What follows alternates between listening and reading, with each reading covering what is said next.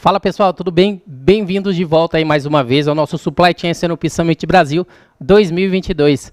Antes da gente ir para o painel final, que vai ter como tema a luta pelo IBP, eu gostaria de falar um pouquinho para vocês sobre o nosso próximo evento de outubro, que é o CISO Fórum Brasil Virtual 2022, que a gente vai falar um pouquinho voltado para Chief Information Security Officer, né, que vocês querem conhecer um pouquinho mais sobre profissionais e empresas que desempenham um papel importante, né, falando de segurança da informação, cibernética, falando um pouquinho dessa parte de proteção de dados. A gente vai fazer um evento nesse mesmo formato como hoje, né, em outubro. Ele vai estar acontecendo nos dias 18, 19 e 20 de outubro. Você que quer conhecer um pouco de segurança cibernética, que quer conhecer um pouco também de segurança da informação e principalmente quando falamos aí de ciberdefesa. Então, a gente vai ter temas voltados para segurança, gerenciamento de riscos, defesa em rede. Vamos falar um pouquinho também prevenção e perda de dados, segurança, né, de TI, que é bastante importante, e principalmente trazer profissionais que falam um pouco de estratégias de segurança das informações e questões de alta prioridade. Gostaria de convidar todos vocês a conhecer um pouquinho do nosso evento, que vai entrar no fórum cisoforum.com.br, e gostaria, né, que vocês conhecessem um pouco mais sobre isso. Para você conhecer um pouco, a gente vai estar passando um vídeo aí para vocês, que é CISO Fórum Brasil 2022. Vamos ao vídeo.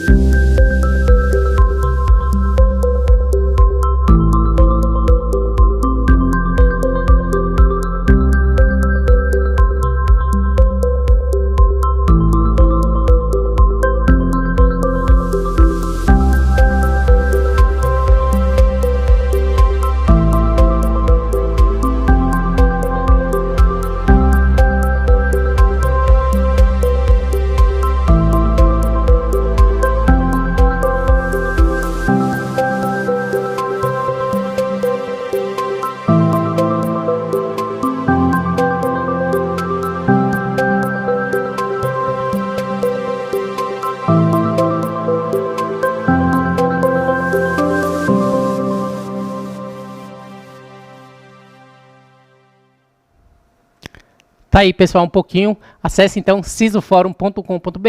Vai acontecer nos dias 18 e 19 e 20 de outubro. Gostaria até de fazer um convite aí para, não sei se vocês chegaram aí na página dos nossos patrocinadores e principalmente parceiros. A gente tem aí também a Gantec, que trabalha com projetos voltados para a segurança da informação. Eu gostaria de convidar a cada um deles para estar presente com a gente no nosso CISO Fórum, tá bom? Pessoal, para finalizar, né, falando um pouquinho sobre esse tema, né, a gente gostaria de anunciar aqui o Rodrigo Dutra, que ele trabalha aí na Bayer, inclusive, né? Rodrigo Dutra, Latam Demand Supply Planning Manager na Bayer. Ele, como foi a pessoa que mais interagiu na plataforma, que demonstrou bastante engajamento e principalmente networking, ele é uma das pessoas que foi sorteada aí, que ficou em primeiro lugar no nosso leaderboard para estar ganhando um ingresso grátis e participar conosco no CISO Fórum. Tá bom? Então, mais uma vez, agradeço aí a todos vocês e vamos dar continuidade para o nosso painel. Dando continuidade, então, tá? Eu gostaria de estar chamando aí a Bruna Poli, que ela é Logistics Manager na ACE do Brasil. Ela vai fazer a mediação desse painel, que tem como tema a luta pelo IBP. Bruna, muito bem-vinda aí, é com você. Obrigada pelo convite, estou muito honrada. Bom, eu sou a Bruna Poli, eu sou gerente de logística, Logistics Manager da ACE do Brasil. Eu estou na empresa tem 11 anos. Além da parte de logística, a gente trata também toda a parte de comércio exterior e planejamento de entrada de produtos das fábricas para o nosso estoque para alimentação e distribuição no país inteiro. A Acer é uma das líderes de notebooks no mercado hoje, e aqui junto comigo estão outras 3 pessoas maravilhosas com um vasto conhecimento no SROP e no IBP. Eu estou com o Vinícius Ferrato, da Sygenta, com a Xenia Tucci, da Beckman Coulter, e o Ricardo Wilborn, da Bayer. Gente, vamos se apresentar aí um pouquinho. Vamos começar pela ordem aí. Então, Vinícius, a Xenia e depois o Ricardo. Contem um pouquinho de vocês, um pouquinho da história de vocês, a empresa também, e aí a gente vai entrar para o painel de perguntas que a gente já tem aqui elaborado para vocês. Legal. Boa noite, Bruna. Boa noite, pessoal. Meu nome é Vinícius Ferrato. Eu estou como líder de Integrated Business Planning para Europa, África e Middle East, pela Syngenta. Quem não conhece a Syngenta é uma empresa de agro, focada em defensivos agrícolas, sementes, e um grupo que abrange aí fertilizantes e outros braços também no grupo na China. Eu tenho experiência já de 18 anos em supply chain, grande parte deles de alguma forma envolvido com S&OP. Trabalhei em diversas áreas de supply, desde compras, planejamento de fábrica, planejamento de demanda, etc. E espero poder compartilhar um pouco do conhecimento, mas também aprender bastante no fórum de hoje, então obrigado pelo convite. Xênia, você pode contar um pouquinho para a gente? Claro, bem. Sou a Xênia, trabalho na Beckman Coulter já há 4 anos, responsável pela área de operações da América Latina. Eu tenho alguns anos aí de estrada, sempre na área de supply chain, então eu trabalhei quase 10 anos na Philips, depois eu migrei para o segmento farmacêutico, trabalhando na Novartis, União Química, Merck, P&G, sempre liderando o processo de S&OP, então eu consegui ver, né, as fases e a maturidade de várias dessas empresas pela qual eu trabalhei. Espero contribuir com esse time robusto, e aprender também um pouquinho com vocês. Obrigada. Ricardo? Olá, Bruna e todos aí, um prazer aí poder falar desse tema aí que eu gosto bastante, que é o S&OP. Meu nome é Ricardo Bilborn, sou formado em administração de empresas, tenho um MBA em planejamento estratégico e mais recentemente fiz um mestrado aí na área de supply na FGV. Eu trabalho na Bayer, né? A Bayer, para quem não conhece, é uma empresa aí com sede em Leverkusen, na Alemanha, a empresa aí centenária, mais que centenária, né? Tem 159 anos, empresa aí de um faturamento de 44 bilhões o ano passado, 3 divisões, então é o que compõe o grupo da Bayer, a Crop Science, que é focada no agro, né, que são sementes e defensivos agrícolas químicos, e também, mais recentemente, agricultura digital. A outra divisão é a Healthcare, né, que é uma divisão focada em cardiologia, oncologia, oftalmologia, e também a Consumer Health, que é os medicamentos sem prescrição médica. Então, essa é a empresa que eu trabalho. Falar um pouquinho de carreira, né? Eu sou um entusiasta de supply chain, sempre trabalhei na área de supply, tenho aí, entregando um pouco já a idade, eu tenho 30 anos de experiência em supply, comecei na Unilever, na Bayer estou há 20 anos, e trabalhei aí também, como vocês aí, já em diversas áreas, né? Comecei em área de logística, mais warehousing, distribuição, em projetos, demanda, trabalhei em liderança de supply chain também, para América Central e Caribe, e trabalhei também em diversos locais, no Brasil, e também na Alemanha, Polônia, e mais recentemente eu estava na América Central, antes de assumir a função de S&OP IBP para a América Latina. Obrigada, gente. Dá para ver que só tem gente aqui que tem bagagem, que tem experiência para a gente debater e ter um assunto legal aqui hoje. Então, já vamos começar. Eu queria que cada um pudesse até explicar um pouco. A gente sabe que o S&OP, ele é toda a questão de planejamento baseado nas vendas, e as vendas baseadas no planejamento, né? Então, ele é um conjunto que faz ali a empresa girar de uma maneira adequada e até evitando gastos que a gente acha desnecessário, porque o maior custo hoje é a produção, né? Ainda tem esse fator.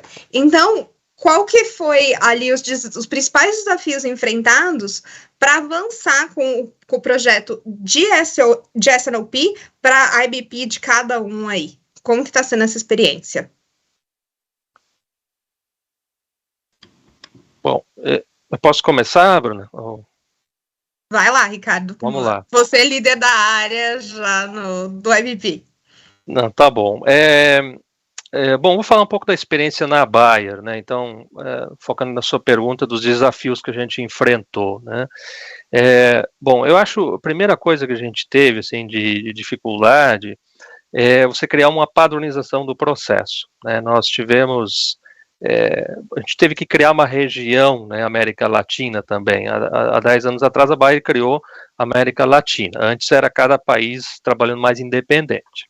Então, a primeira coisa que tivemos que fazer é isso. Você tem o México trabalhando de uma forma, o Brasil de outra, a Argentina em mais uma outra maneira.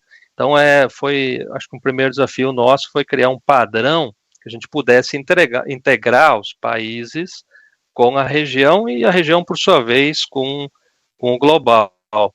Então, acho que esse foi um primeiro ponto assim, de desafio. Depois, eu diria, um modelo a seguir, né? Quando eu assumir essa função de, poxa, mas vamos seguir, qual é a melhor prática da gente fazer o S&OP? E aí foi onde a gente descobriu o IBP, na verdade, né, que o S&OP, quem não sabe, né, o IBP, na verdade o IBP é uma evolução do processo S&OP, onde que a gente tem um Integrated Business Planning, né, o processo totalmente integrado e o modelo Oliver White foi, então, que nós adotamos aí há 10 anos atrás como uma referência. Então, acho que esse foi o segundo ponto assim, que tivemos, é definir de uma maneira multifuncional qual seria o modelo que a gente seguiria. Foi um momento que a gente treinou aí vários profissionais, foram mais de 20 pessoas que foram treinados nos Estados Unidos, no Oliver White na época. Diria também ainda que a integração multifuncional, ela sempre é um bom desafio, né? Então, há muito tempo atrás era sempre o pessoal falava assim, S&OP guys, né, para aquele pessoal que é nós de supply chain, né? Então a gente teve que trabalhar essa questão de fazer realmente um IBP compartilhado, integrado entre supply, comercial e o financeiro. Então isso também foi um outro ponto que eu diria que foi assim um desafio, até que a gente conseguiu trabalhar bem essa integração entre essas três funções. Eu acho que já esses três aí já foram uns bons desafios assim no início, né? Mas eu vou deixar para os colegas aí comentarem também, mas tem mais. Tem mais desafios. Tem. Toda vez que a gente fala, né, de uma integração desse tamanho, a gente tem vários pontos aí. E eu acho que complementando a cultura, quando você começa a juntar todos esses países para tentar colocar um padrão só, é muito difícil. O Vinícius, ele tá na Espanha, certo, Vinícius? Aí em Madrid. E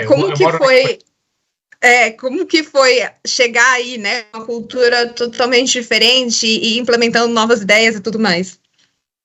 Bom, é uma jornada, acho que o Ricardo comentou bem, né? O processo não é um processo que começa da noite para o dia, ele é uma jornada que vem evoluindo. Eu acho que aí as dores do Ricardo são as dores bastante similares à que a gente tinha, acho que a gente também se espelhou na Oliver White para desenhar os processos e os passos que a gente tem que fazer. Sem dúvida, a integração de diferentes áreas é um desafio enorme.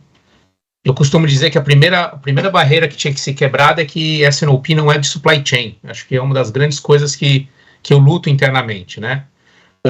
Obviamente, supply chain normalmente, nas origens, é o facilitador, é o criador do processo, é quem tem o maior interesse que o processo ande bem.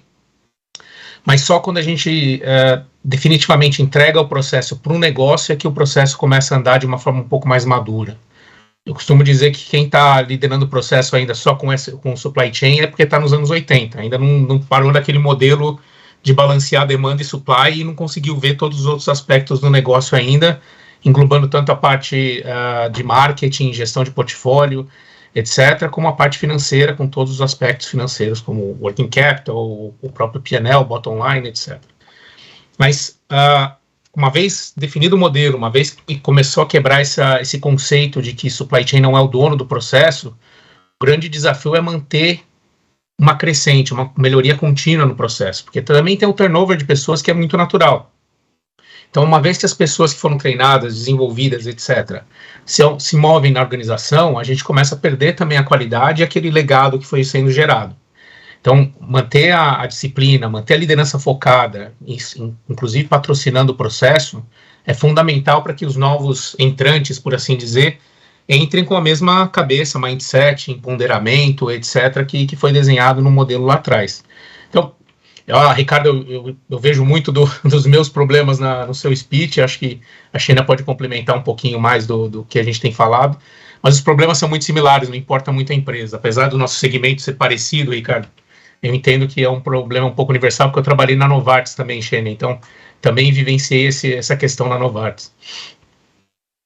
Sheena, já engajando aí com a pergunta, com a passagem de bastão do Vinícius, e por uma questão de ser mulher como eu queria também que você já colocasse essa questão de pegar os novos talentos que estão chegando e como que isso leva esse papel da liderança, principalmente uma liderança feminina, que eu acredito que hoje a gente ainda tem uma certa resistência dentre a área de supply, apesar de não ser, é isso que o que o Vinícius falou, né, não é o SROP e o IBP, eles não são só da área de supply, mas começa com a gente do supply. Então, como que essa questão da liderança dessas pessoas que estão entrando e a liderança feminina você consegue engajar essas pessoas? Assim, uma das lições que eu aprendi precisa ser top-down. Se não for top-down, não funciona, gente. E isso não adianta, né, a gente pensar no modelo de convencimento, de buy-in, bottom-up. Não adianta. Então, a principal característica para esse profissional que está liderando a BP é o posicionamento e o desafio, né? Porque você vai estar desafiando pessoas com níveis, inclusive, maiores do que o seu. E realmente saber desafiar com dados e fatos, porque não simplesmente, né, no achismo ou né, com alguns assumptions que não está claro para a organização ou para o business. Eu diria que assim, de todas as empresas que eu trabalhei, a gente conseguiu realmente ter um planejamento integrado, eu diria que na Merck, porque a cota, né, do time comercial era o resultado do processo do IBP. Inclusive o próprio orçamento do ano seguinte, né, tinha como baseline todo o processo de IBP. Então foi um processo extremamente que a gente conseguiu evoluir muito, inclusive mudando o mindset de selling para sell-out, que no segmento pharma é extremamente importante. Não adianta você só ficar focado no sell-in. E foi um dos processos mais maduros, né, que a gente conseguiu implementar. Claro que a organização inteira ela estava voltada, né, para essa melhoria. Então foi muito mais simples, claro que engajar o time comercial e o time financeiro principalmente, ou seja, o time financeiro eles adoram ser os donos dos números, né? Na verdade, a área financeira vai somente validar aquilo que você está fazendo dentro do processo do IBP. Então tem a questão do ego, e aí você tem que saber trabalhar junto com as outras áreas, né? E principalmente a área comercial, ou seja, a cota já está feita, está aqui, ó, essa é a sua cota por vendedor por key account. Não tem como você, né, esconder número, é um número único mesmo, transparente para toda a organização. Mas assim, foi muito difícil, assim, eu vejo nas empresas que eu trabalhei, até mesmo, né, são anos, gente, é uma jornada, não é em 1 ou 2 anos que você consegue ter realmente esse nível de planejamento integrado. E é bem o que o Vinícius está falando, né? É complementando as duas funções. Então tem que ser top-down e você não pode deixar morrer. A nova geração que chega tem que vir com esse espírito também, de ir atrás, de vão fazer encontro entre as áreas e juntar todo mundo para ter o mesmo objetivo, porque senão realmente a gente perde o processo no meio do caminho, né? E eu entendo a questão de você pensar mais no sell-out do que no sell-in, porque quando a gente trata de eletrônico aqui dentro da Acer, o eletrônico ele tem uma vida útil, né, dentro de estoque muito curta, porque o que a gente vende hoje, amanhã ele já está defasado. Então eu também tenho que pensar no que eu vou tirar de dentro do meu cliente, eu também tenho que pensar lá na ponta, eu não posso pensar só o que está dentro de casa. Então a gente tem sempre... E você pegar esse laço e trazer para as novas gerações, eu acho que é mais difícil, porque eles olham dentro do estoque, nossa, tá cheio, ou tá vazio. Mas o que está acontecendo depois disso, né? E a Bruna... Desculpa. Não, eu só ia complementar, eu acho que você falou, Xênia, e a Bruna, né? Eu acho que um outro ponto importante assim no processo é você adequar ele ao negócio, né? Então, um modelo ótimo, nós temos um modelo, uma espinha dorsal, eu acho que todos nós aqui concordamos, o modelo Oliver Wyde, os caras estudaram muito isso, foram evoluindo, os caras iniciaram lá nos anos 80 com o SNOP, foram eles que criaram, né? O próprio Oliver Wyde criou, mas a questão é você ajustar dentro da própria empresa. No nosso caso, na Bayer, nós temos um negócio químico, que nós temos uma integração de país, região, global, que os ativos são de produção global, então nós temos que integrar tudo, é tudo um ciclo mensal.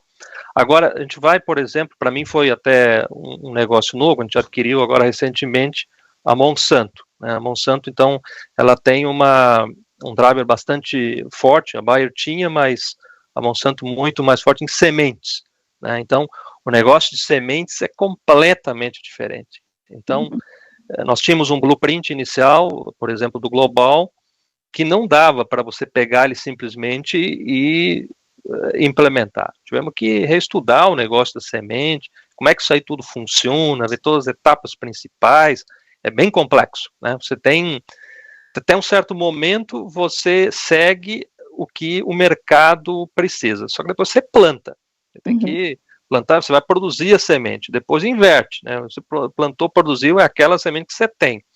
Então, para criar o processo, eu queria dizer assim, no fim, sempre a gente tem que ter essa preocupação de alinhar ele bem com o nosso negócio, né? Isso casa já com a próxima pergunta que eu ia soltar aqui, que é qual a importância futura do SNOP e do IBP para a empresa como um todo, né? E quais seriam os fatores de sucesso para que isso acontecesse, né? Para ele ser um processo eficiente e tudo mais. Então, como que a gente trabalha isso para um futuro? Como vocês veem essa questão de futuro alinhado com o sucesso?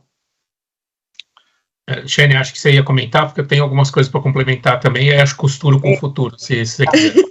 Fique à vontade. Além do conhecimento de supply, a pessoa que está liderando o processo de IBP, ela tem que ter conhecimento financeiro, ela tem que saber ler um P&L, ela tem que entender como é que as contas funcionam, os impactos das despesas, e também ela tem que também entender a parte de margem, ou seja, a pessoa tem que entender de tudo, não só de supply, até para poder desafiar as áreas. Então, assim, pensando agora no futuro, inclusive, assim, né, com toda a volatilidade que a gente está tendo no mercado, toda essa incerteza toda, né, que ninguém consegue prever mais nada, a pessoa, ela tem realmente que saber lidar com essa ambiguidade, com essa adversidade toda, e uma empresa, ela só vai sobreviver se todo mundo estiver olhando um único foco, um único objetivo, e não com áreas distintas, trabalhando com planos diferentes, porque o desperdício, ele é muito grande.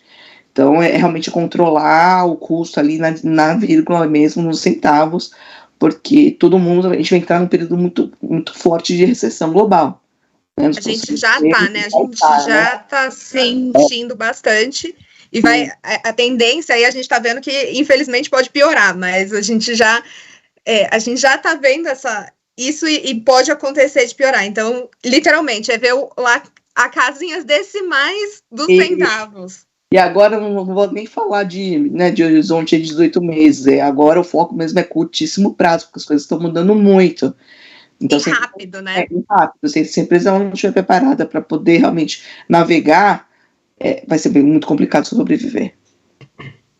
Acho que, complementando um pouco o ponto do Ricardo, acho que ele levantou um ponto muito bacana, que existe sim uma espinha dorsal, existe uma base, existem os conceitos e fundamentos têm que ser seguidos, mas tem que ter uma sensibilidade do negócio. Acho que, complementando o que a Xenia falou do conhecimento financeiro, eu acho que não se pode liderar um processo como esse sem ter conhecimento do negócio.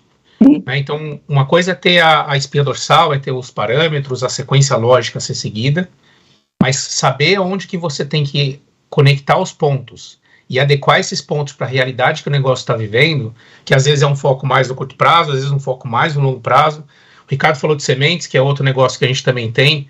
Ele é eu brinco que é um animal completamente diferente. Se você não entender o negócio de sementes, você vai matar o negócio de sementes, porque a forma de gerenciar o negócio de sementes é diferente de uma indústria química ou farmacêutica. Mas o grande ponto, acho que eu queria compartilhar um pouco da experiência aqui, liderando o processo da Europa. O Ricardo comentou que morou na Polônia, acho que ele vai conhecer um pouquinho da dor que eu tenho sentido recentemente. Mas a gente vem aí de 2 anos de Covid pesados, intensos, com uma série de certezas.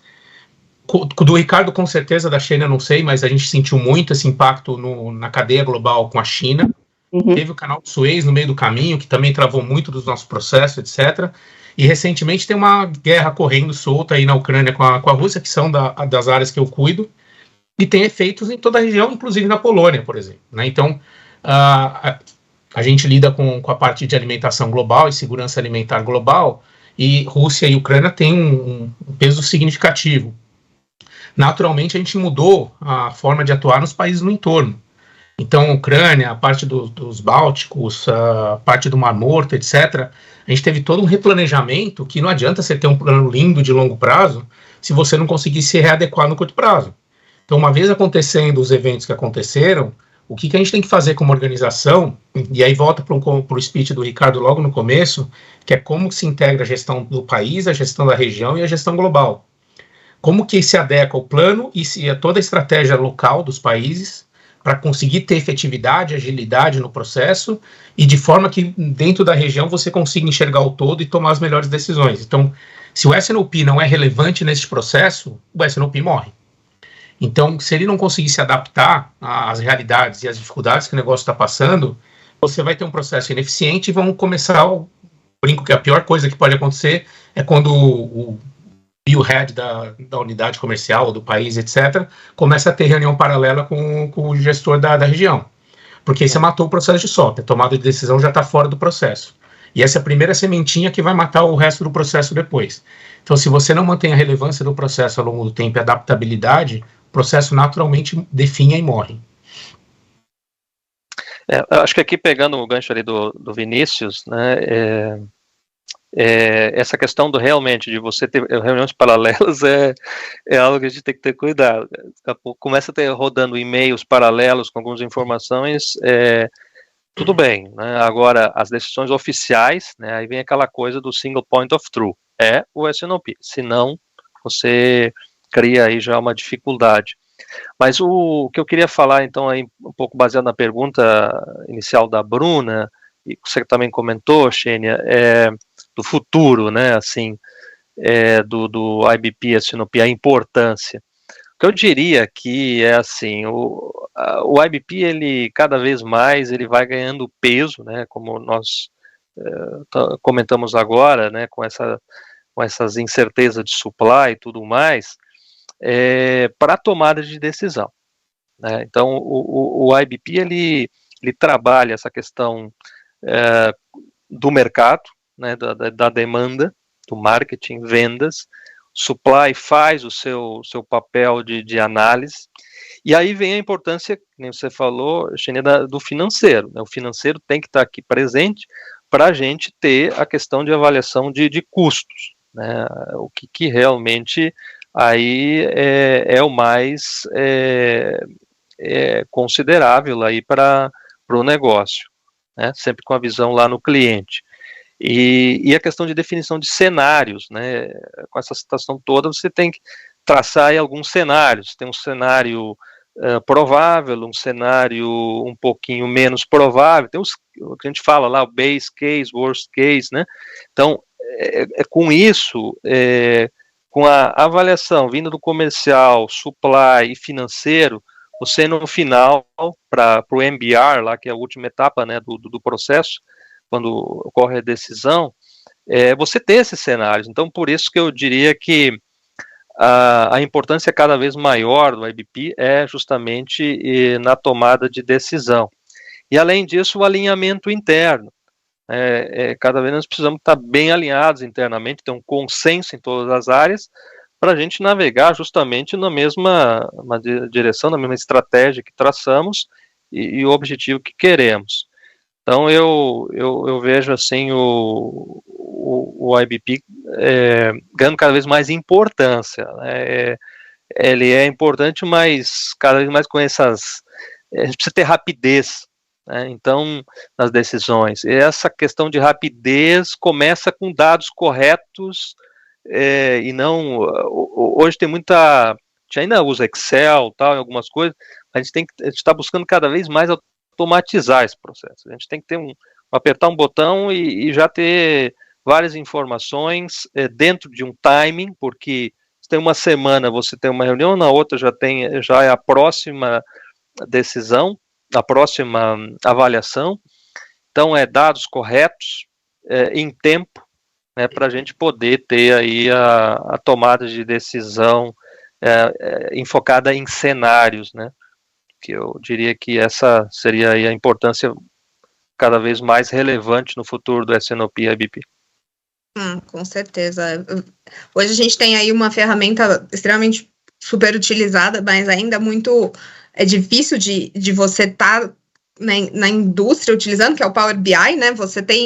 Você consegue fazer magia com o Power BI dependendo do tipo de cenário. E ele faz essa projeção bem rápida, como a gente está falando, para você conseguir ter uma visão ali de curto ou médio ou longo prazo. Mas se você não tem realmente as informações, a base não está certa, você não consegue projetar nada. Ou se você projeta de maneira errada. E aí todo o planejamento vai por água abaixo. Falando um pouquinho aí de planejamento, de toda essa história que vocês trouxeram, a gente já falou aqui como é complicado você juntar países, regiões, depois de maneira global, mas dentro da empresa, quais foram as principais resistências em relação à implementação do IBP? Né? Porque a gente sabe que é o que a gente estava falando, é o ego de um time, é você botar o dedinho lá no outro, é você apontar onde que está tendo a falha. Então, assim, quais foram os principais esses roadblocks que vocês encontraram e como vocês conseguiram superar isso, né? De que maneira vocês enfrentaram e chegaram aonde a gente está hoje? Quem quer começar aí? Quer falar, Ricardo? Pode falar. Ricardo? Não, eu posso comentar. Os pontos estão um pouco alinhado aí com os desafios, né? Eu acho que, dando sequência ali aos fatores que atrapalharam, né? Eu diria assim, o primeiro ponto que atrapalha um processo de S&OP IBP é você não ter os dados corretos e você ter eles de uma maneira rápida e atualizados, né, corretos e atualizados, né. Acho que isso é um primeiro ponto. Um outro, e aí eu acho que vem que a Shane comentou no início, um outro ponto é a liderança, top management, suportando o processo. Né. Então, nós estamos agora mesmo passando por um processo de revisão global, tal. Então, tem que ter o engajamento desde a liderança comercial, financeira, global,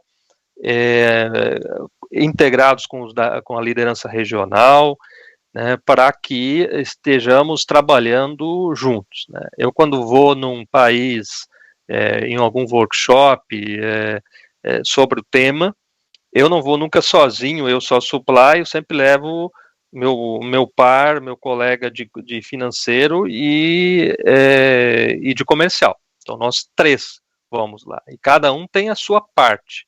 Então, acho que isso também é um ponto, assim, relevante. É você fazer com que na empresa a gente tenha as áreas unidas, integradas, trabalhando juntas.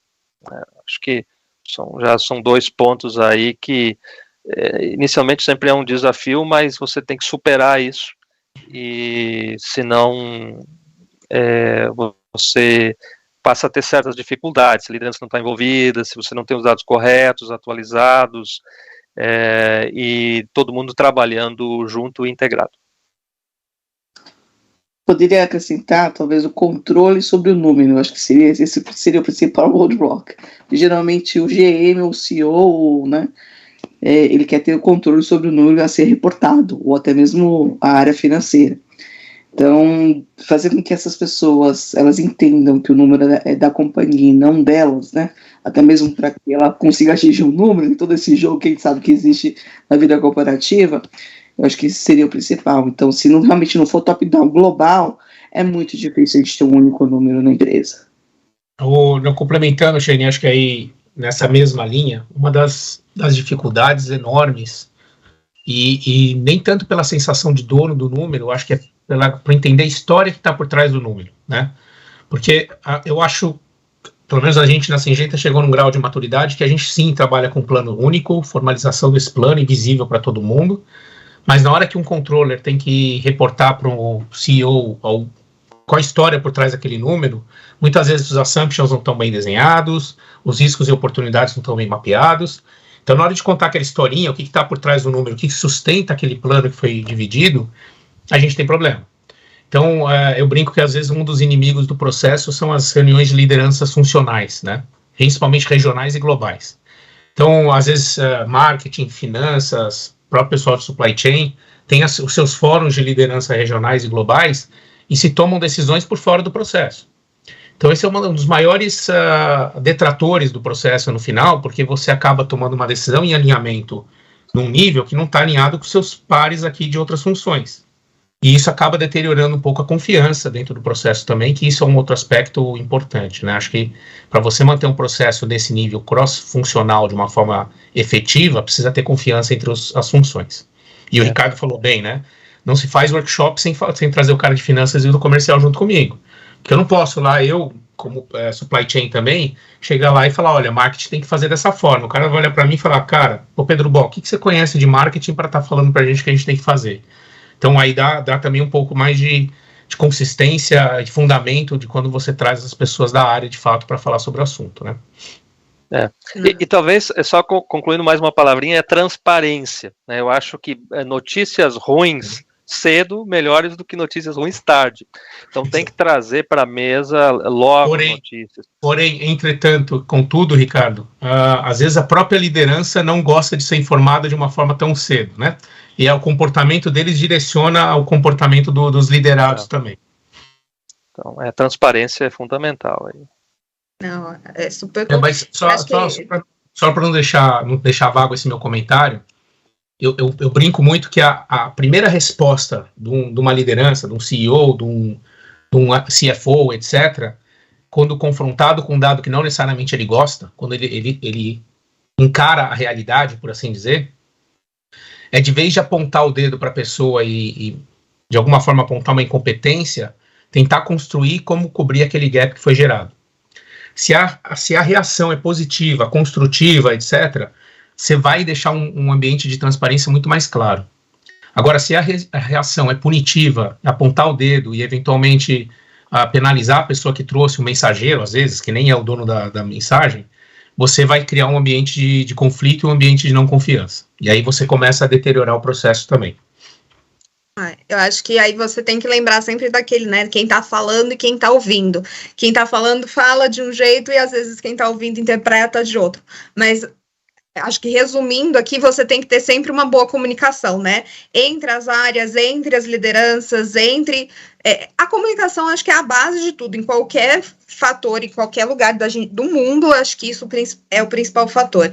Então, e você consegue eliminar esses roadblocks, né? Você consegue eliminar os problemas, você consegue eliminar as resistências através de uma boa conversa, mas o tom, às vezes, dessa conversa, você tem que tomar cuidado justamente para a pessoa não achar que você está querendo trabalhar no lugar dela. E não, na verdade, vocês estão todos com o mesmo objetivo. E aí, a gente entra com uma outra questão, que é no sentido de quando que vocês acham que é para trazer recurso externo ou quando que você deve buscar uma consultoria externa em que, se vocês tiveram que fazer esse processo... E como que isso ajudou vocês, né, no processo de uma maneira inteira? Vocês trouxeram gente de fora, vocês trabalharam ali dentro, ou vocês foram os fatores externos que chegaram para arrumar a casa, né? Eu acho que tem de tudo. Na verdade, eu acho que não tem certo e errado nessa discussão. O que tem é o alinhamento da liderança, e aí, voltando para o speech da Tchênia lá no começo, o top-down é fundamental. Então, assim, se você tem uma liderança coesa, caminhando na mesma direção, com princípios muito claros do que se espera de um S&OP, não sei se você precisa tanto de recurso externo. Você precisa gerar as competências internas e caminhar. Agora, quando você precisa criar essa unidade na liderança, convencer o alto nível que você tem um processo que pode sim agregar valor para a companhia, um agente de mudança externo às vezes é muito mais efetivo do que uma pessoa interna, né? Acho que não vai muito na competência, vai mais de trazer pessoas com experiência de outros negócios para apontar onde estão as eventuais falhas ou onde estão os pontos de oportunidade que a gente tem no nosso negócio. Eu acho que eu complemento e concordo bem com o que o Vinícius está falando. A gente tem de tudo, né? Nós também na Bayer tivemos grandes projetos com apoio das companhias das consultorias, e alguns projetos nós tocamos internamente, né? A Bayer teve uma época, inclusive, uma área focada em projetos, né? Até uma divisão, uma pequena divisão de projetos, né? Com consultores internos, né? Então tivemos externos, internos, e pela própria função também, o Supply já teve iniciativa de conduzir projetos de forma interna, né? Mas sempre top-down, tem que ser alinhado desde o global, não pode nós queremos fazer algo na América Latina que depois não conversa com o global vem com outra frente de iniciativa. Então, no nosso caso, como multinacional, a gente sempre tem que estar alinhado, mas eu acho que os dois valem, e eu apoio também o que o Vinícius falou, às vezes você traz uma consultoria para ser uma visão neutra, né? Daqui a pouco o supply está trazendo esse projeto, é o comercial, então você traz uma consultoria para ser algo neutro. Então acho que nesse momento é bastante útil nesse caso. E se a empresa de vocês, por exemplo, tiver alguma restrição com relação a sistemas, porque a consolidação de base de dados é extremamente importante, né? Se você já tem um IBP do próprio SAP, sua vida já está, né, tá anos na frente. Agora, se você não tem, se você tem algum recurso de RP, aí seria interessante você trazer uma consultoria para criar todo esse mecanismo operacional para facilitar a vida das pessoas que vão liderar o processo. Com certeza. E aí, para a gente encerrar, vocês consideram que onde vocês trabalham, né, nas empresas que vocês estão liderando, vocês consideram que o processo de IBP já está robusto, que ele está redondo, ou que ele já é maduro, ou que ainda vai alguns bons longos anos? É lógico que não tem como ele ser sempre o mesmo, né? Porque a gente vive aí numa constante mudança de globalização, de guerra, de Covid, e esses últimos 2 anos realmente foi louco, que acho que nunca ninguém no mundo de supply tinha vivenciado isso antes. E como que isso interferiu ainda mais em vocês, e pensando assim, não, nosso processo já é maduro, ou não, nosso processo ainda é muito infantil, a gente precisa crescer e desenvolver mais? No meu caso, a gente não tem nenhum processo global. Nós temos somente um processo regional, então o fato da gente não ter um processo robusto globalmente impactou na disponibilidade dos equipamentos, porque a Beckman é da área de diagnósticos, né? Então a gente faz exames de hemograma, urina, então você tem os equipamentos e os reagentes. Então isso acabou impactando diretamente, no próprio business mesmo, e a gente está sofrendo até hoje. Eu acho que da minha parte poderia complementar. Eu acho que sempre temos oportunidades, né? O processo nunca, agora estamos no topo, está tudo 100%, né? Então estamos sempre buscando melhorar. E uma outra coisa aí importante no processo, depois que você tem ele definido, tem os blueprints tudo alinhado, pessoas, né, você ter treinado as pessoas, né? Eu acho que aí vem um outro ponto que talvez a gente agora não tem tempo para explorar muito, mas a parte de competências é um tema que eu gosto bastante, é algo bastante interessante também, e que devemos considerar para você continuar evoluindo o processo de maturidade do IBP, né? Acho que concordo plenamente, Ricardo. Acho que pessoas aí são fundamentais, inclusive para a manutenção do que está bem, mas também para a capacidade de identificar o que não está tão bem assim e precisa ser melhorado. Eu brinco que eu sou o eterno insatisfeito, então se você perguntar para mim hoje o que tem de oportunidade de melhoria, eu consigo listar aqui uma série de coisas que eu acho que tem oportunidade de melhoria. Compensação, se você vai falar para mim há 5 anos atrás, se perguntasse para o Vinícius como estaria o processo hoje, eu acho que eu não esperaria que estivesse tão maduro como a gente já chegou em algumas competências.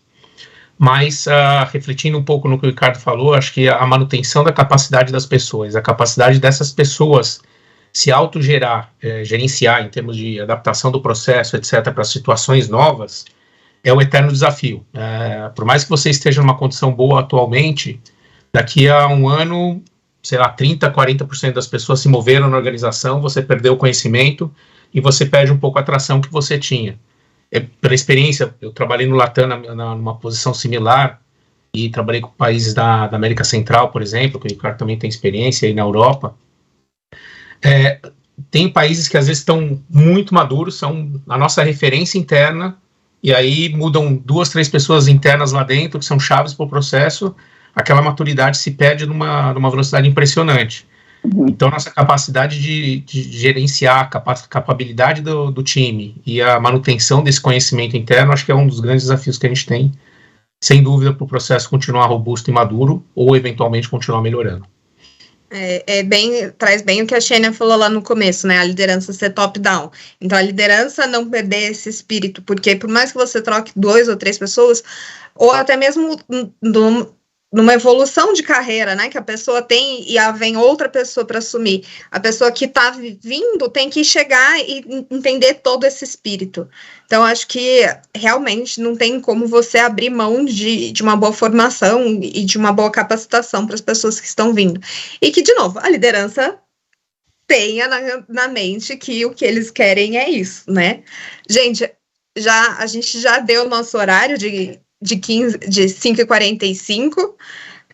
Muito obrigada por vocês compartilharem a experiência de vocês, pelo tempo de vocês, e eu volto aí com você, Rony. Obrigado, Bruna, obrigado aí, Ricardo, Vinícius Ferrato e a Xênia também. Agradeço aí vocês a brilhantar aqui o final do nosso Supply Chain S&OP Summit Brasil 2022, onde falamos aí um pouquinho da luta do IBP. O dia de hoje foi focado claramente em S&OP, a gente falar também do IBP, essa evolução e principalmente a importância de você ter as pessoas na empresa comprarem a ideia, alta direção, cultura e assim por diante. Acho que faz toda a diferença nesse processo. Então, a cada um de vocês, mais uma vez, brigadão. Ricardo, corre, né, que você vai viajar. Então, aí, mais uma vez, obrigado por dedicar esse tempo aí e tá contribuindo aí aqui com a gente. Vinícius e Bruna e Xênia, mais uma vez, obrigado a todos vocês, tá bom? Obrigado, tchau. Obrigado, tchau, pessoal. Obrigada, gente, tchau. Excelente. Pessoal, dando continuidade, tá? A gente finalmente chegou aqui, foram 3 dias de eventos, 2 dias focados em supply chain, hoje focado em S&OP. Então eu gostaria de agradecer a cada um de vocês que contribuíram aqui com a gente para esse excelente bate-papo, troca de ideias, cases, estudos de caso e principalmente experiências de grandes profissionais experts do setor de supply chain e também S&OP. Então muito obrigado. Gostaria de agradecer também a equipe da Biz Events pelo todo o planejamento que colocou em prática aqui, entregando todo esse conteúdo relevante para cada um de vocês. Então a vocês também muito obrigado. Né, gostaria de agradecer a todos aqueles que também contribuíram com as perguntas através do chat, principalmente aí, como mais uma vez, falando um pouquinho do nosso vencedor aí, que é o Rodrigo Dutra, da Bayer, foi o vencedor aí que vai estar conosco no nosso próximo evento. Rodrigo, entre em contato com a gente, tá, para a gente oficializar aí, né, para você estar participando com a gente no nosso próximo evento. Então, pessoal, mais uma vez, aquele que não me conhece, falei bastante, mas eu sou o Rodilson Silva, né? Você pode me encontrar também aí no LinkedIn, comunicador logístico multiplataforma, e nos vemos novamente no nosso próximo evento, que é o CISO Fórum Brasil 2022, que vai estar acontecendo no dia 18, 19 e 20 de outubro, tá bom? Foi um verdadeiro prazer recebê-los conosco, mais uma vez, muito obrigado. Até a próxima, tchau, tchau!